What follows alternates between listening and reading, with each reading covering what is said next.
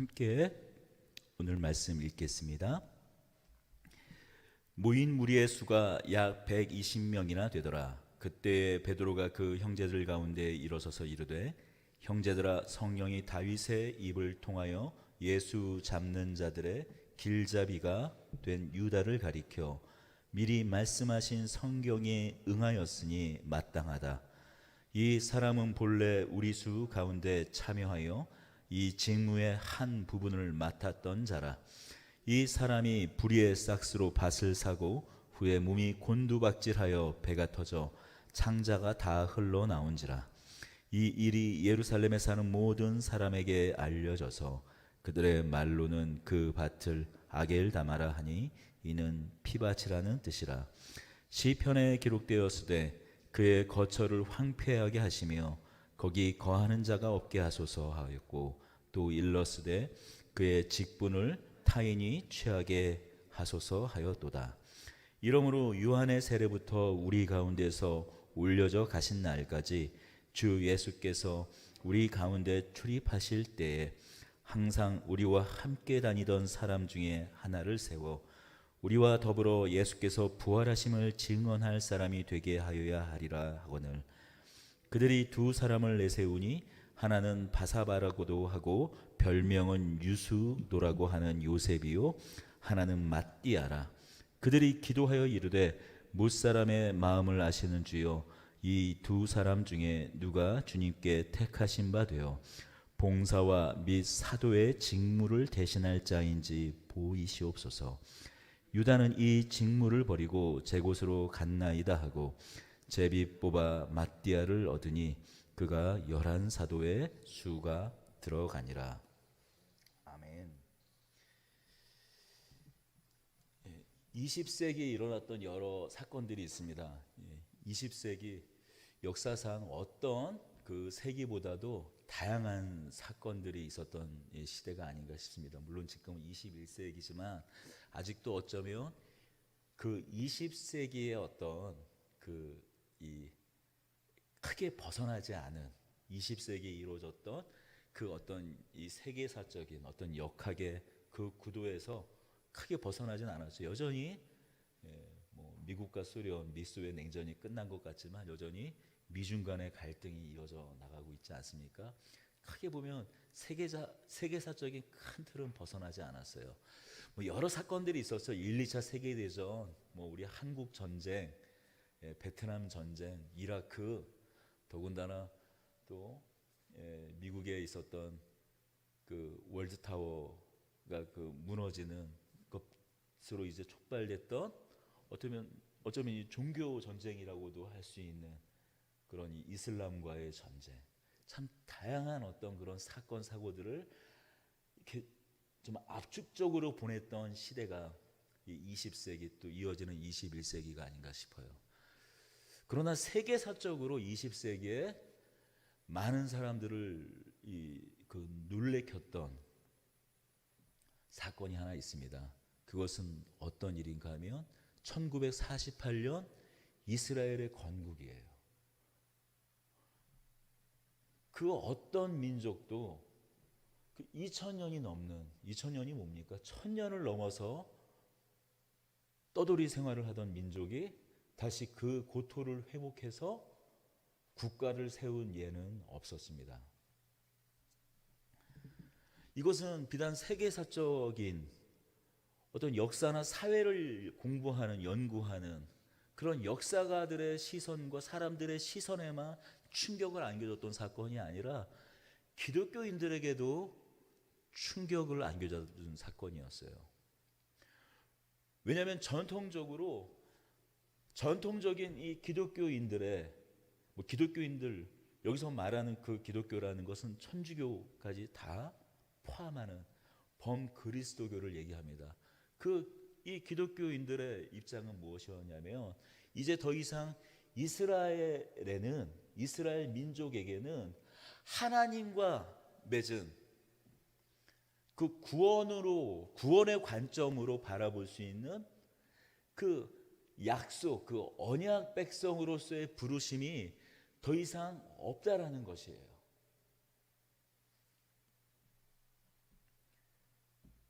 이것이 전통적으로 갖고 있었던 기독교의 입장이었습니다. 물론 다른 의견들도 있긴 했었습니다. 19세기에 아일랜드 출신이 존 답이라는 목사님이 계셨어요.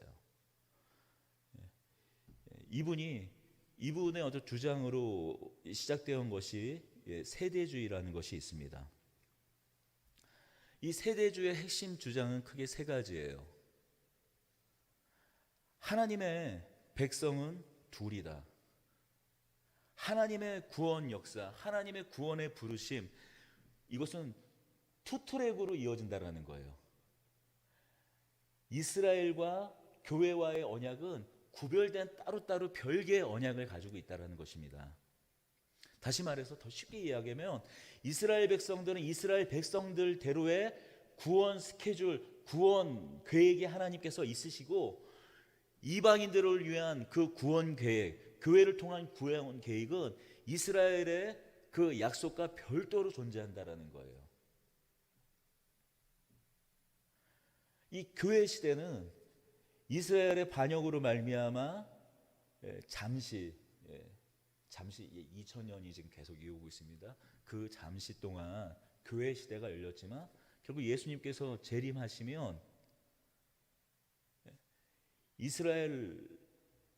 이스라엘을 통한 하나님의 그 지상 왕국, 예수 그리스도를 통한 그 이스라엘의 지상 왕국이 이 땅 가운데 다시 실현된다는 거예요. 세대주의는 성경을 아주 문자적으로 봅니다. 문자적으로 봐요. 우리 근본적으로 이 개신교, 특히 복음주의가 성경을 바라보고 있는 관점은 역사적, 문법적으로 성경을 바라봅니다. 구속사적으로 성경을 바라봐요. 하지만 세대주의는 아주 문자적으로 바라봅니다. 그 성경을 아주 문자적으로 바라볼 때 역사상 이 선지자들이 말한 그 지상 왕국, 이스라엘 그 땅을 근거로 한 지상 왕국이 이 땅 가운데 성취되었나요? 성취되지 않았나요?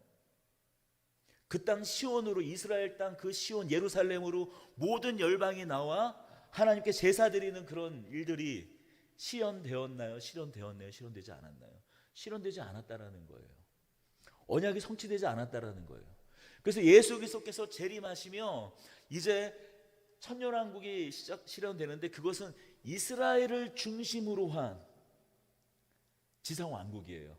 그러니 예수님께서 다시 오실 때까지 교회 시대가 있었지만 이제 교회는 다시 이스라엘에게 자리를 내주고, 대놓고 그런 얘기는 하진 않지만 이제 교회는 곁다리로 거기에 참여하는 것입니다. 이것이 세대주의의 주장이에요. 이 세대주의라는 것은 말 그대로 역사상 이렇게 언약적 시대가 구별이 된다라는 그런 의미에서 이 시대 구분을 두어서 세대주의라고 말하는 것입니다.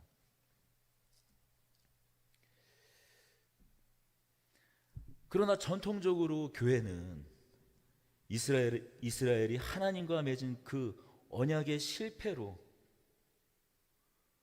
말미암아서 예수 그리스도에 의해 모든 언약이 성취되었고, 이제 교회가 새 이스라엘, 참 이스라엘이라 여기고 그것을 믿는 것이 교회의 입장입니다.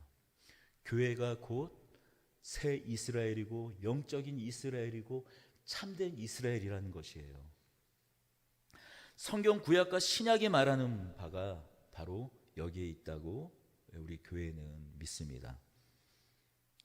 하지만 세대주의는 이것을 대체 신학이라고 해요.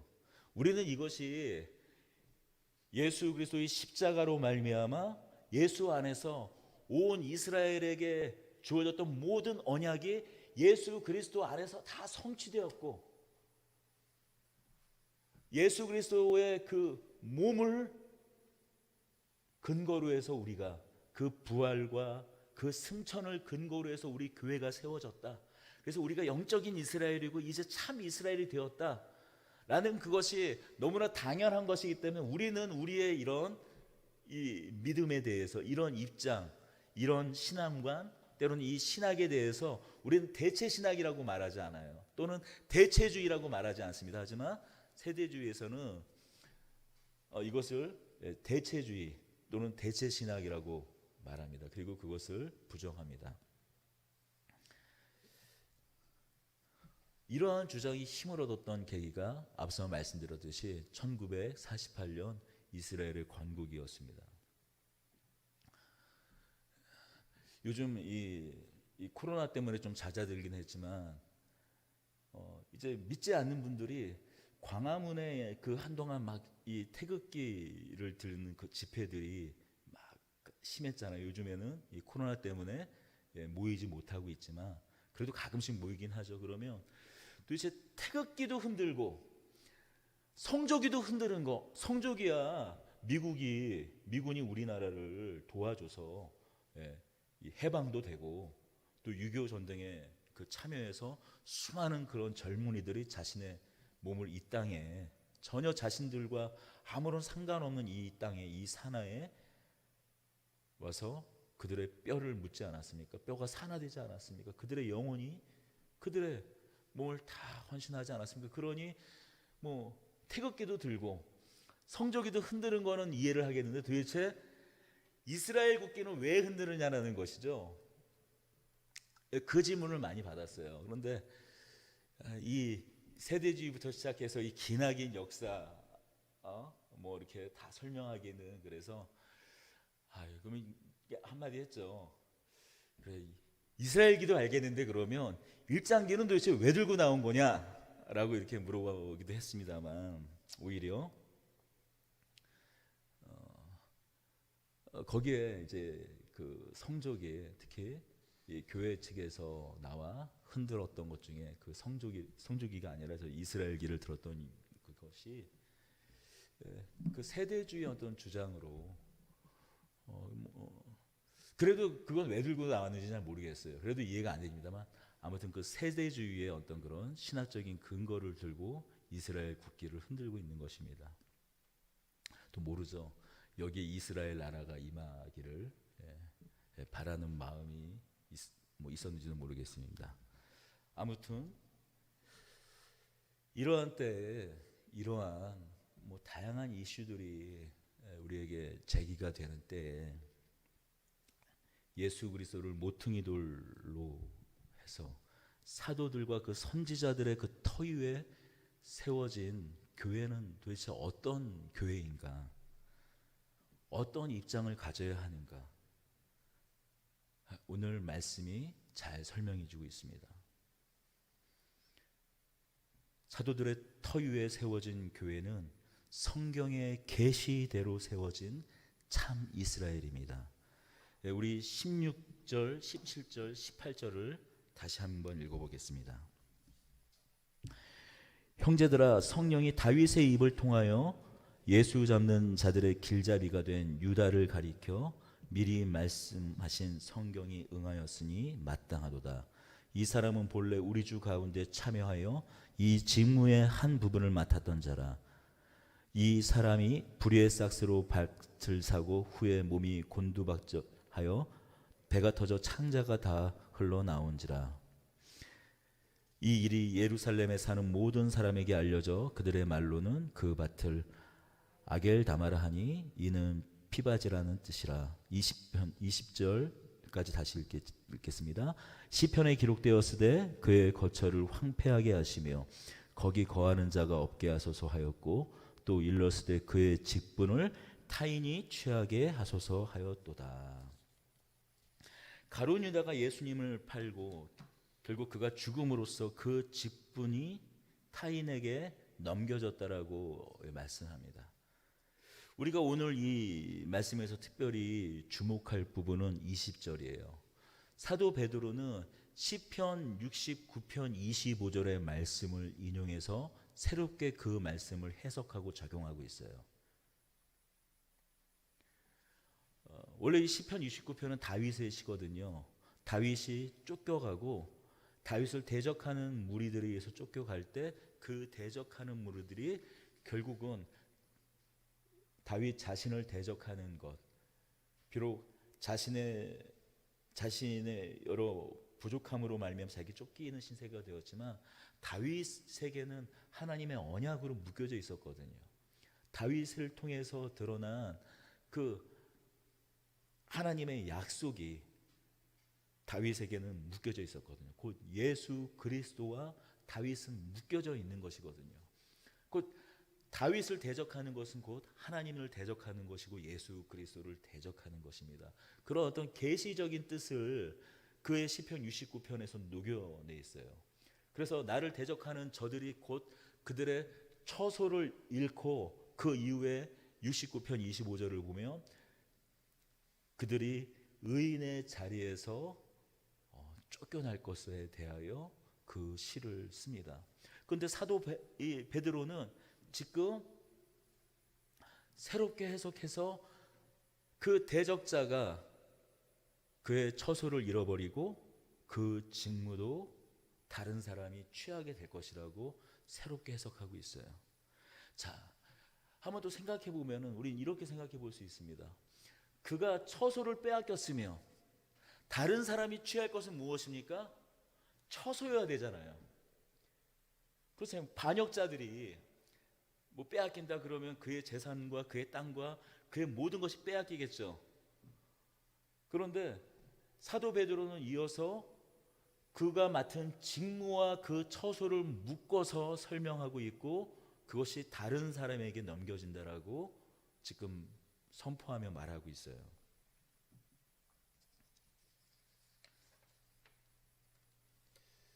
사실 이 말씀은 사도 이 베드로가 다만 유다 이 개인 한 사람에 대해서 이 말씀을 적용하는 것만은 아닙니다.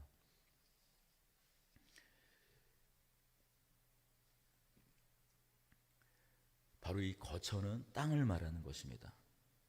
사도 베드로는 이 땅, 이 거처와 직분을 묶어 말하며 이스라엘과 맺어진 하나님의 언약을 상기시키고 있는 것입니다.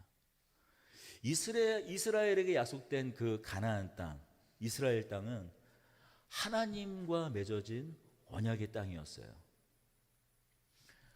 아브라함과 야곱과 그 요셉 그리고 이 12지파로 말미암은 그 이스라엘 족속이 400년 동안 이 애굽에서 종살이 하다가 그 약속대로 다시 돌아와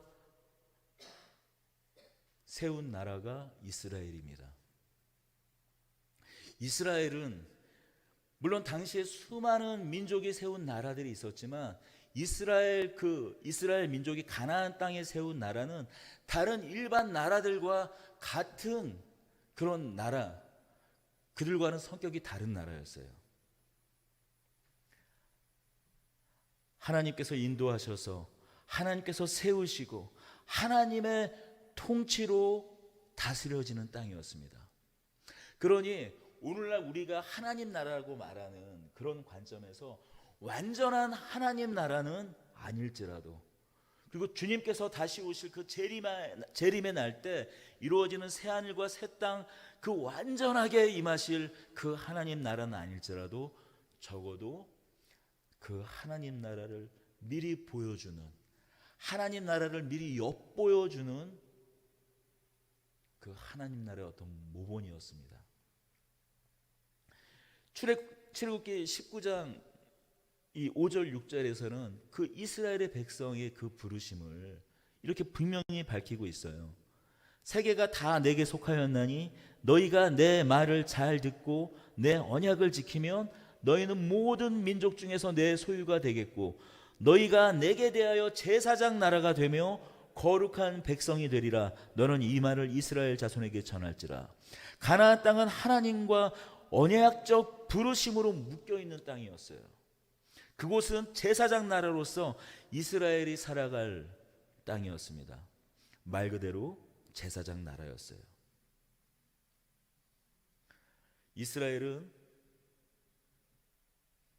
그 이스라엘의 부르심은 세상 하나님과 깨어져서 그 관계가 틀어져 버리고 말았지만 여전히 하나님께 속한 그 세상, 여전히 하나님께 속한 그 열방들이, 그 깨어진 열방들이, 그 세상이 하나님께 나올 수 있도록, 하나님을 예배할 수 있도록, 하나님께 나와 회복하고 하나님께 제사 드릴 수 있도록 제사장 나라로서 부르심을 받은 것입니다.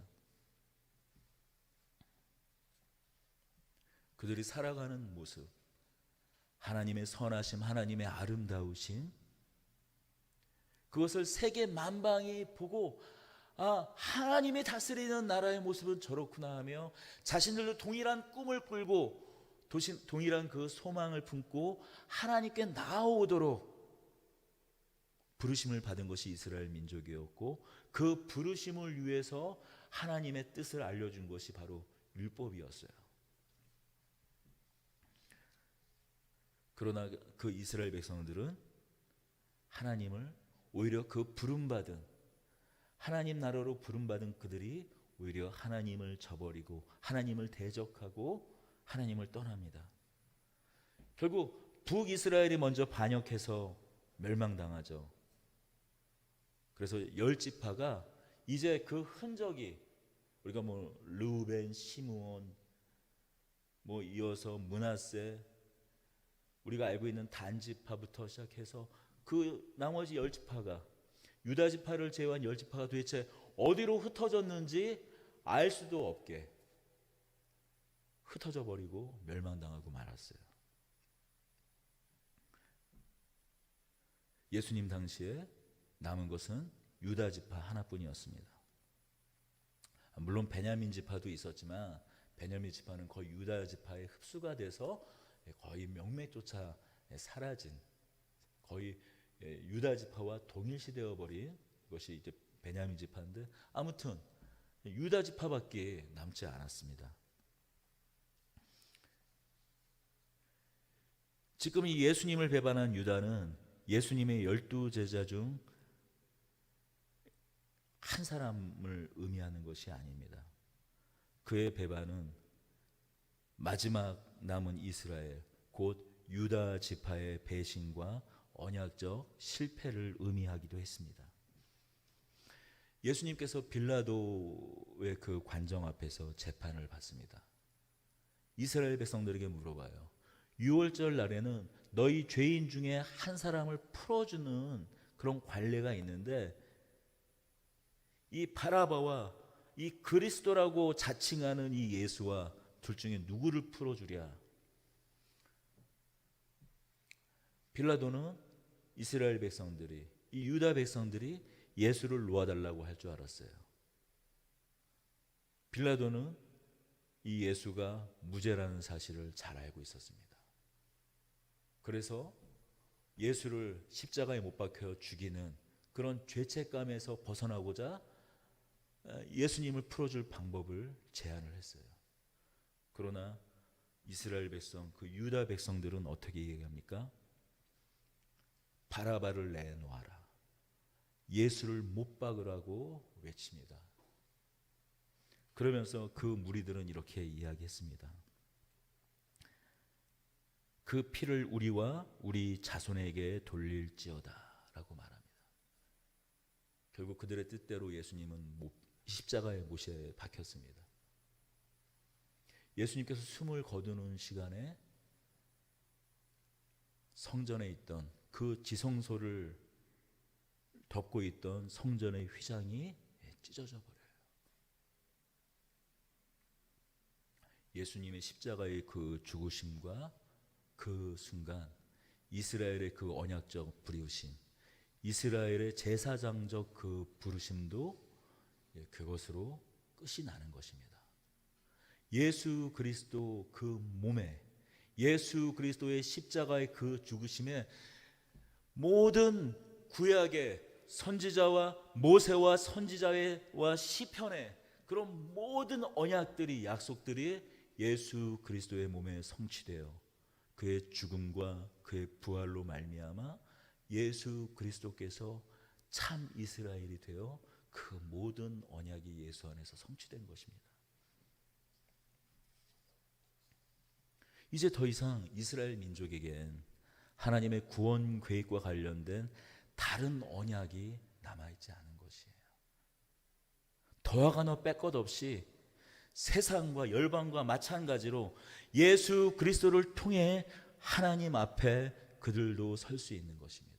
이스라엘 백성들도 마찬가지고, 지금 그들이 2000년이 지나 다시 그들의 땅, 그들의 고토 팔레스타인 그 땅에 이스라엘 국가를 세웠지만 그들도 여전히 마찬가지로 예수 그리스도를 통해서 하나님 앞에 설 수가 있는 것이에요.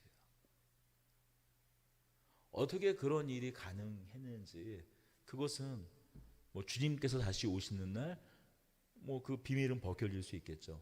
그러나 분명한 것 한 가지 사실은, 이제 성경을 통해서 낱낱이 드러나는 사실은 이스라엘을 향한 그 어떤 언약도 이제 남아있지 않은 것입니다. 이스라엘을 향한 그 언약적 효력은 예수 그리스도께서 십자가에 못 박히며 성전의 그 휘장이 찢어지는 그 순간 이제 그 효력은 이제 다 끝이 난 것입니다. 아니, 그 모든 효력, 그 모든 언약은 예수 안에서 성취되었습니다. 그런 점에서 사도들은 예수님의 이 제자 공동체의 그 의미를 새롭게 지금 깨닫게 된 것이에요.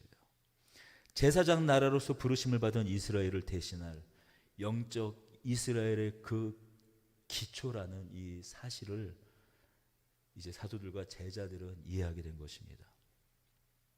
이스라엘이 12지파였듯이 예수님께서 사도 12명을 택하셔서 자신의 제자 삼은 이유를 이제 비로소 깨닫는 거예요. 단순한 상징적인, 물론 상징적인 숫자입니다만 단순한 어떤 그런 12제자가 아니라 이스라엘의 그 지위, 그것이 예수 그리스도께서 성취되었고 이제 새 이스라엘의 기초석으로 이 12제자를 삼을 것에 대해서 그들은 새로운 눈이 열리게 된 것입니다. 그래서 유다의 배신과 죽음으로 생긴 이 사도의 빈자리를 새롭게 채우려고 하는 것이에요. 예수님께서 승천하신 이후 이 마가의 다락방에 120명의 제자들과 함께 아버지께서 보내주시겠다고 약속하신 성령을 기다립니다. 이제 곧 성령이 오실 거예요. 성령이 오시게 되면 곧 교회가 새롭게 시작될 것을 예수님께서 말씀하신 믿음의 공동체가 예수 그리스도를 모퉁이로 한 그 새로운 영적 이스라엘, 참 이스라엘이 시작될 것을 사도 베드로는 다른 이 120명의 제자들, 12명의 사도와 120명의 이 제자들을 그리고 함께 기도할 때 사도 베드로는 지금 깨달은 것이에요. 성령이 임하기 전에 해야 될 일, 새로운 사도를 선출해야 되는 일, 새로운 그 영적 이스라엘의 기초가 될 그 사도를 뽑아서 이 12명의 사도를 만족시켜야 할, 새롭게 12명을 완성해야 될 그 하나님의 뜻을 새롭게 깨닫고 지금 제안하고 있는 것입니다. 하나님의 감동으로 기도할 때 자신들의 정체성을 깨닫게 된 거예요. 자신들이 비로소 참 이스라엘이었던 것, 자신들이 비로소 이 교회가 참 이스라엘이 됨을 사도 베드로는 기도하는 중에 이 마가의 다락방에 기도할 때 깨닫게 된 것입니다. 요한계시록에 보면 사도 요한의 말씀이 요한계시록 21장에 이렇게 되어 있습니다. 요한계시록 21장에 예수님께서 재림하실 때, 새하늘과 새 땅이 이루어지는 때, 하늘에 있는 하나님의 도성 새 예루살렘이 땅으로 내려올 때 그 새 예루살렘의 그 환상을 보면서 21장 이 14절에서 이렇게 그 새 예루살렘을 환상 가운데 본 모습을 이렇게 묘사합니다. 그 성의 성곽에는 12기초석이 있고 그 위에는 어린 양의 12사도의 12 이름이 있더라. 새하늘과 새 땅, 새 예루살렘, 새 이스라엘의 기초석이 누구라고요? 이스라엘의 그 예수님께서 택하신 12명의 그 사도라고 사도 요한은 요한계시록 21장 14절에서 이와 같이 밝히고 있어요. 그래서 말하는 거예요.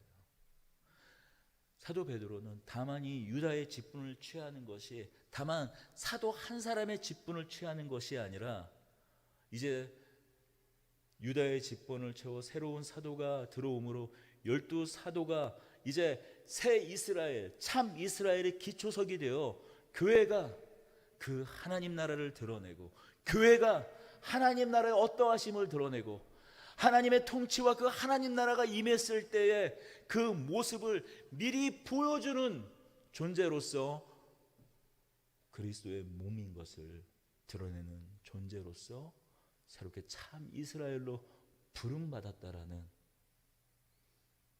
그런 의미로 지금 이 시편 69편 25절을 지금 선포하며 이 말씀, 이 약속이 성취되었다. 그러니 이제 새로운 참 이스라엘의 기초, 새로운 사도를 뽑아 이 12명의 사도의 수를 채우겠다라고 말씀하는 겁니다.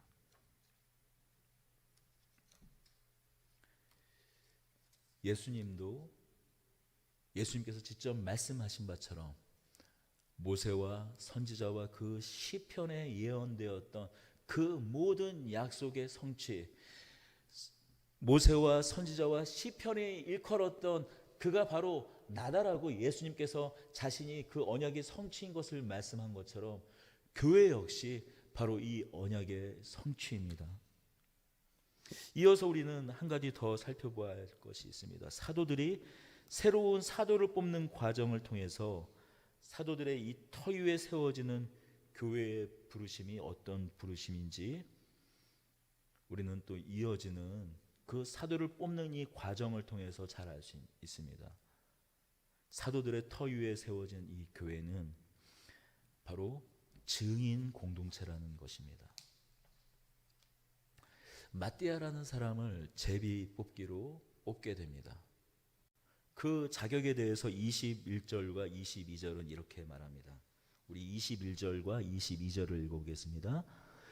이러므로 요한의 세례부터 우리 가운데서 올려져 가신 날까지 주께서 우리 가운데 출입하실 때 항상 우리와 함께 다니던 사람 중에 하나를 세워 우리와 더불어 예수께 부활하심을 증언할 사람이 되게 하여야 하리라 하거늘.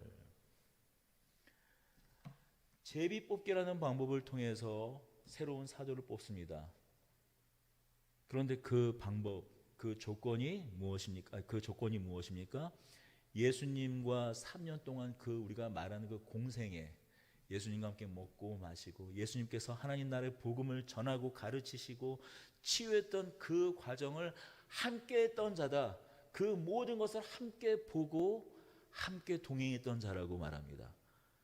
그리고 두 번째 조건은 예수님의 부활을, 예수님께서 다만 죽으셨을 뿐만이 아니라 그가 다시 살아나신 것을 목격한 증인이어야 한다라고 그 자격과 그 요건을 말합니다.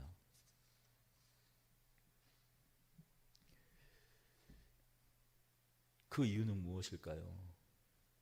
사도는 온전한 증인이어야 하기 때문입니다.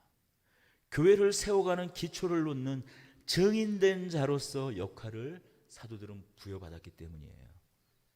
아직 신약 성경이 우리가 이 마태, 마가, 누가, 요한복음 그리고 이 사도행전 뒤어진 그 모든 이 신약 성경이 아직은 계시되기, 아직은 주어지기 전이었어요.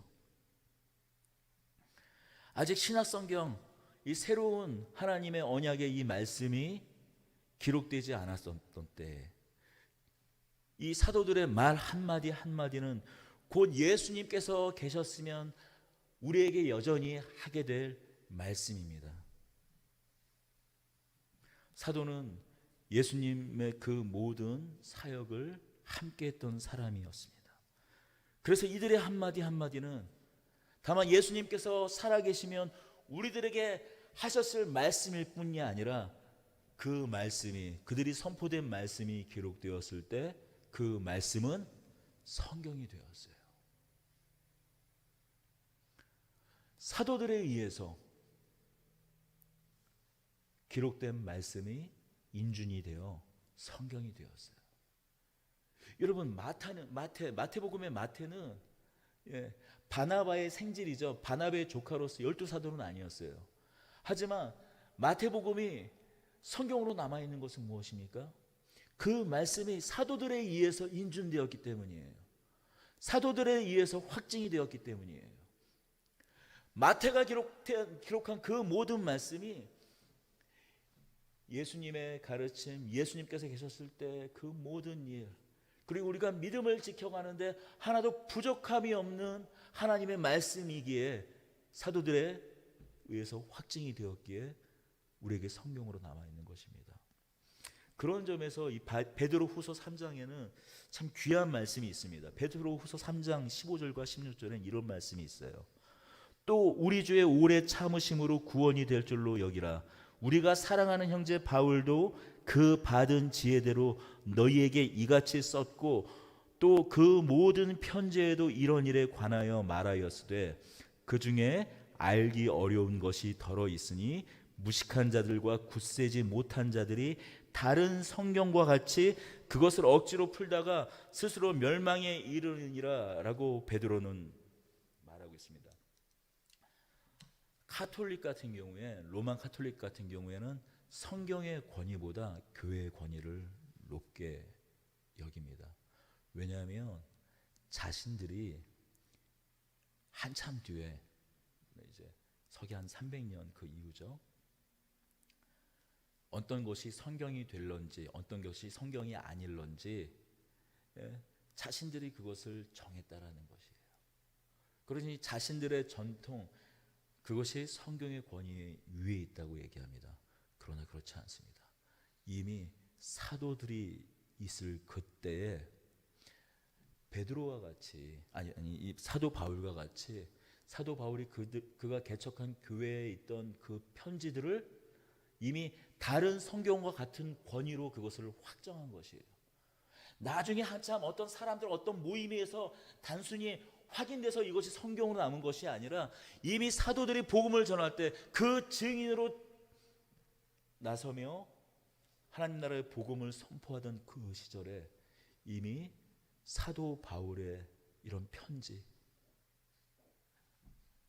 여러분 빌레몬서 같은 경우에는 한 페이지밖에 안 되는 아주 짧은 편지예요. 그런 짧은 편지조차도 하나님의 계시로 주어진 성경으로 그 권위가 확정이 된 것입니다.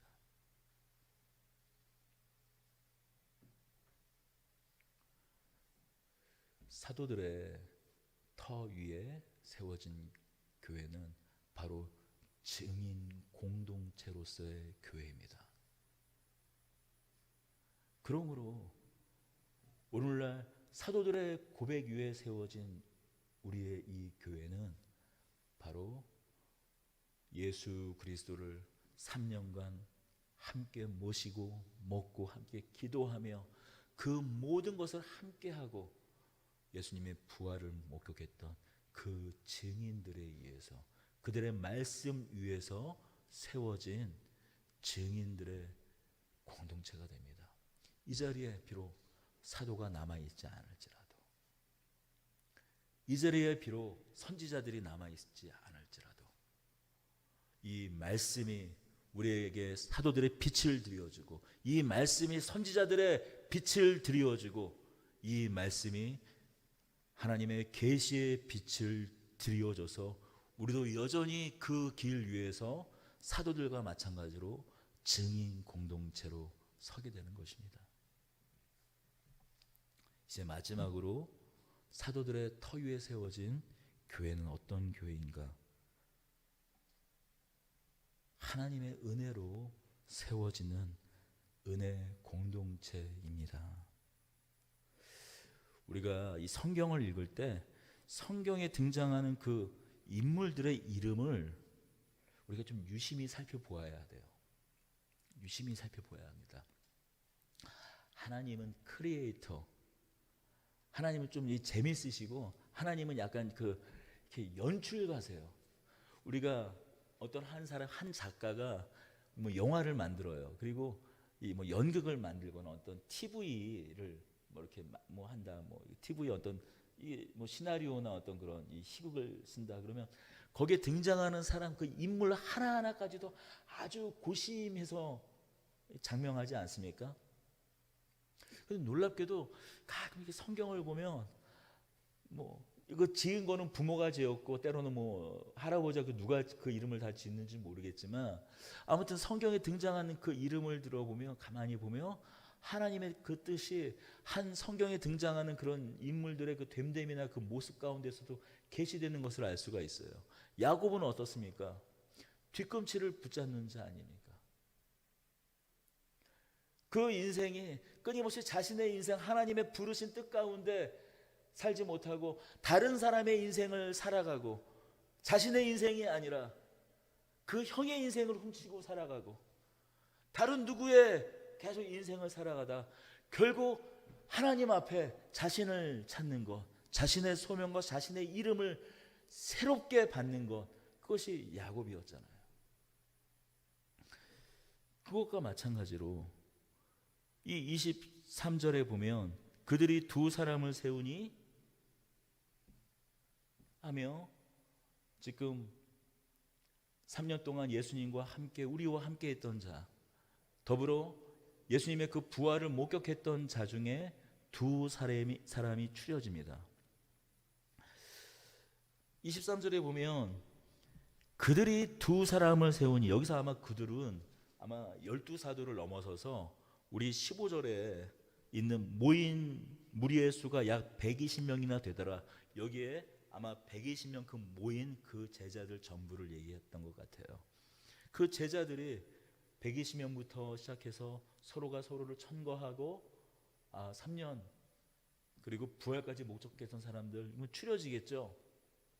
그 중에 2명이 추려집니다. 한 사람은 이름은 바사바라고도 하고 별명은 유스도라고 하는 요셉이요, 하나는 마띠아라.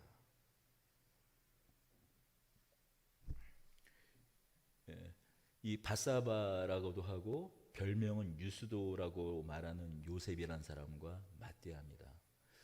성경에서 어떤 사람의 이름을 이렇게 거론할 때 그 이름 앞에 아버지의 이름, 뭐 할아버지의 이름도 같이 거론이 된다. 그리고 그의 별명이 뭐 같이 거론된다. 그러면 특별히 하고 싶은 어떤 메시지가 있는 거예요. 요한의 별명이 무엇이었습니까? 혹시 성경 퀴즈.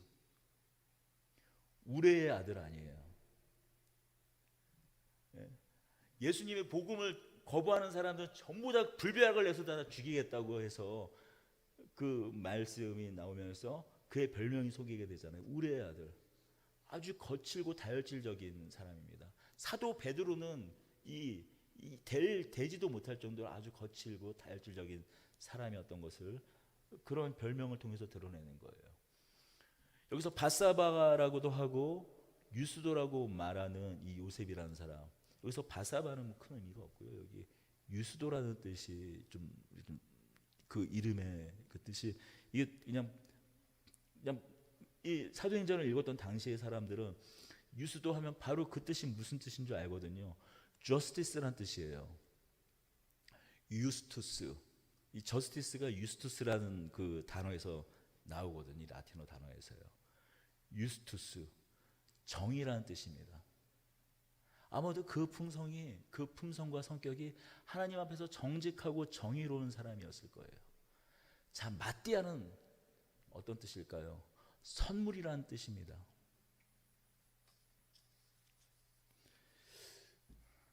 뭐 마띠아는 뭐 선물이라고 나왔지만 굳이 유스도라는 이 별명까지 자세하게 기록이 되면서 말한 데는 이 사도들이 이 성경을 기록한 누가가 교회는 어떤 곳인가 더 잘 드러내고 싶은 누가의 의지, 하나님의 뜻이 여기 전 담겨져 있다고 봅니다. 결국 누가 뽑힙니까? 누가 제비뽑기로 선택이 됩니까? 선물이라는 뜻을 가지고 있는 마띠아가 사도로 선출이 돼요. 혹시 이 말씀을 이렇게 오해할 필요는 없을 것 같습니다. 그러니 교회는 정의는 필요 없다, 하나님의 공의는 필요 없다라는 뜻이 아니죠.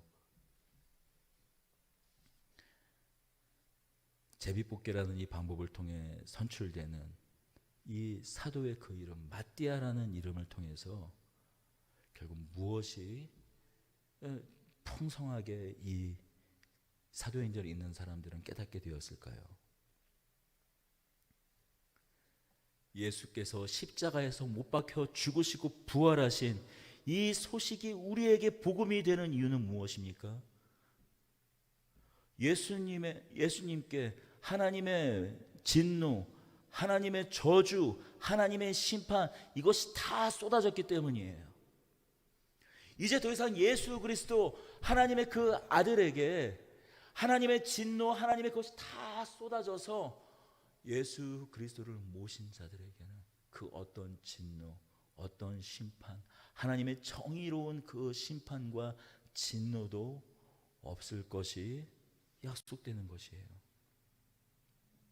이제 더 이상 그 심판과 저주 아래 놓여 불안에 떠는 인생이 아니라 예수 그리스도를 그 은혜로우신 선물로 받은 자로서 살아가는 사람들의 그 은혜의 공동체가 바로 교회 공동체라는 것입니다. 우리의 삶에 예수를 모시어 살면 된다는 거예요. 예수 그리스도를 모시어 살면 하나님께서 예비하신 이 구원받은 자로서의 삶이 이제 더 이상 어둠의 나라가 아니라 세상 공중 권세 잡은 자의 나라가 아니라 그 아들의 나라에서 살 것을, 그 모든 그 풍성함이 은혜로서 선물로 주어졌다라는 것입니다. 이것이 바로 복음 아닙니까? 이것이 바로 은혜 아닙니까? 저는 물론 이 유스도라는 사람이 사도에서 선택되지 못해서 삐져가지고 이 유다처럼 제갈 길로 갔다고 절대 생각하지 않습니다.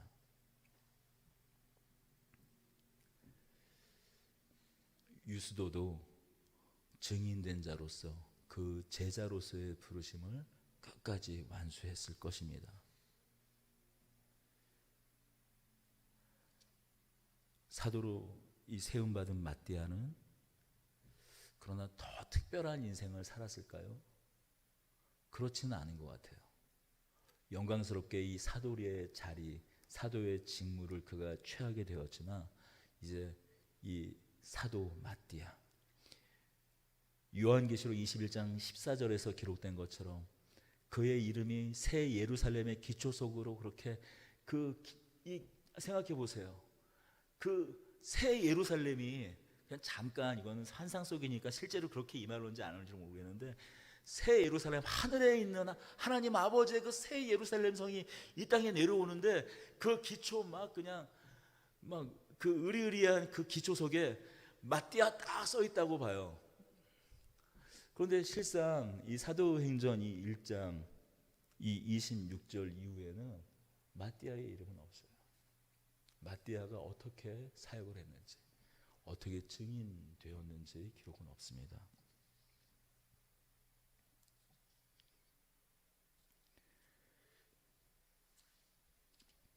사도행전 13절에 보면 이 마가의 다락방에 있었던 여러 사도들과 제자들의 이름이 나옵니다. 1장 13절인데 우리 함께 읽어볼까요? 들어가 그들이 유하는 다락방으로 올라가니 베드로, 요한, 야고보, 안드레와 빌립, 도마와 바돌로메, 마테와 및 알포에오의 아들 야고보, 셀로신 시몬, 야고보의 아들 유다가 거기 있어. 여기 우리는 이 사도 베드로, 또 요한복음을 썼죠. 야고보. 사도행전에 보면 처음 순교당하는 이 사도 중에 한 사람이죠. 야고보, 안드레, 빌립. 근데 야고보, 안드레까지는 이 뭐 복음서를 통해서 등장하지만 사도행전에 이제 이 13절에 빌립의 이름과 이 도마, 바들로메 이런 사람들, 알페의 아들 야고보 더 이상 등장하지 않아요. 성경에서 사라집니다.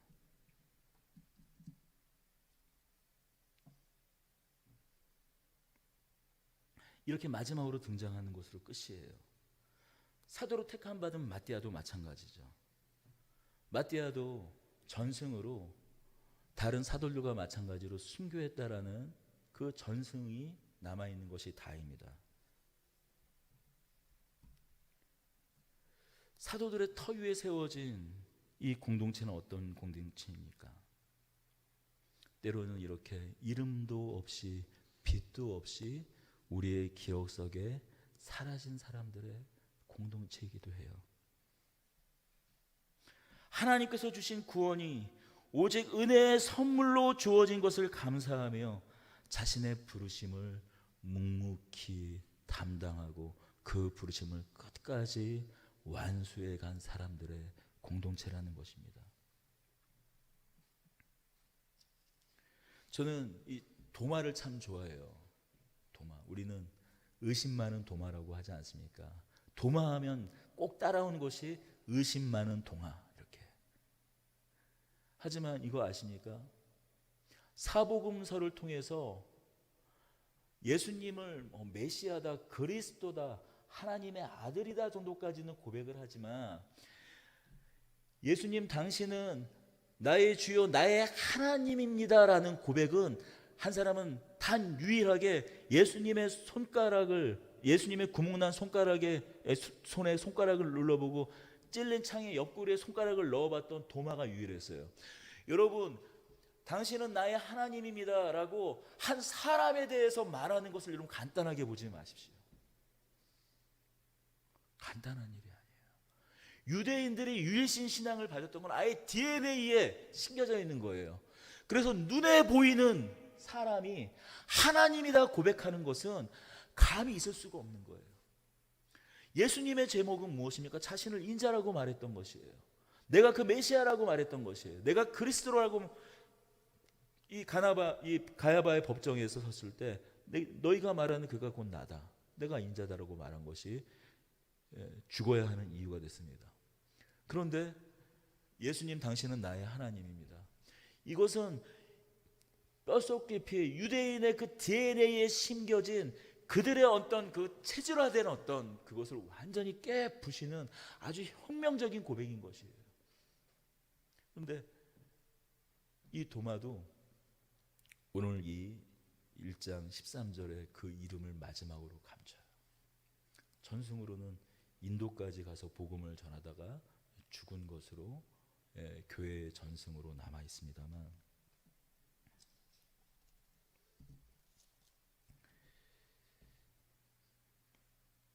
오늘 이렇게 새로운 사도가 세워지는 이 말씀을 통해 우리는 한 빛을 보게 됩니다.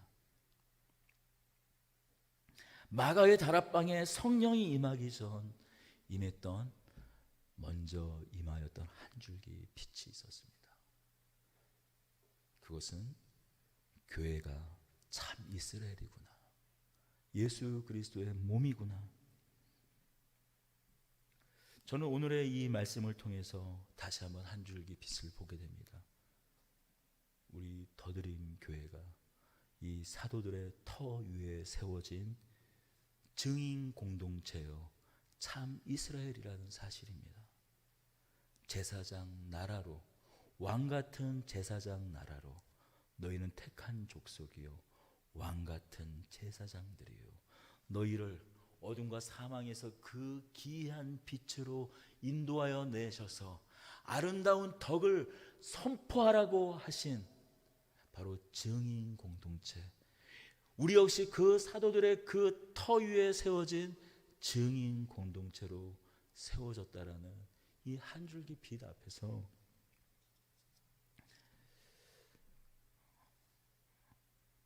다시 한번 우리의 부르심을 확인하게 됩니다. 언젠가 말씀드렸지만 성경에서 말하는 이 증인은 똑같은 법정 용어를 사용하고 있지만 전혀 다른 법정 용어를 넘어서는 의미로 사용되었습니다. 법정에서 증인이라는 의미는 본대로 목격한 대로 그냥 말하면 되는 일입니다. 물론 거짓을 말하면 위증죄로 처벌을 받죠. 그건 진실을 말하면 되는 사람들이었어요. 그것이 증인의 의미였습니다. 하지만 성경에서 말하는 증인은 다만 보고 들은 것을 다만 전달하는 사람을 넘어섭니다. 본대로 살아가는 사람들을 말합니다. 본대로 그 증언대로 살아가는 사람들을 말합니다. 그 본대로 들은 대로 목격한 대로 살아가는 사람들이 그 말씀대로 살아갔기에 오늘날 우리가 여기까지 이 복음이 전해지고 오늘 이 교회가 이 땅에서 세워질 수 있었습니다. 생각해 보십시오. 아무리 진실을 말한다 한들 그 말씀대로 살지 않는다면, 아무리 진실을 말한다고 한들 그 말씀이 삶을 통해서 그들의 일상을 통해서 그 삶이 증언되지 않았다면 어떻게 그 복음이, 이 하나님 나라의 복음이 2000년을 넘는 이 시간을 계속 이 시대의 정신, 이 악한 시대의 정신을 뚫고 거슬러 여기까지 올 수 있었겠습니까? 오늘 여기에 있는 우리 역시 이 부르심에 부름받은 자들인 줄로 믿습니다.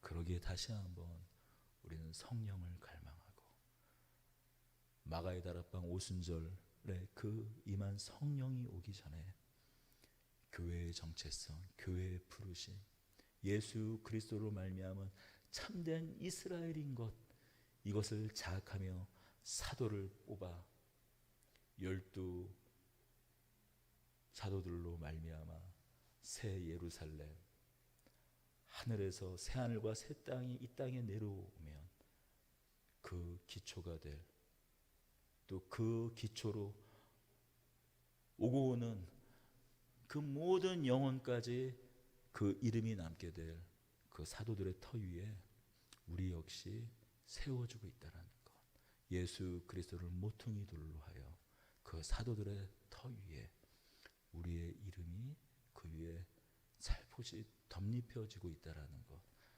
그 누구도 우리의 이름을 기억하지 못할지라도, 그 누구도 지금 마띠아가 무슨 일을 했는지, 도마가 무슨 일을 했는지, 바돌로메가 무슨 일을 했는지 다 알지 못하더라도 그들의 이름이 하나님의 마음 가운데, 그들의 이름이 새 예루살렘 그 성전과 그 성곽의 기초석이 되어 그 이름이 새겨졌듯이 우리의 이름, 우리의 모든 부르심의 그 수고가 하나님의 마음에 새겨진 것, 우리가 그것을 기억하며 오늘 우리의 부르심, 하나님의 우리의 이 부르심에 감사하고 기쁨으로 반응하고 오늘 하루하루를 성령과 동행하며 견디고 수고하고 애쓰는 저와 여러분들이 되기를 바랍니다. 우리 함께 따스한 성령님 함께 찬송하며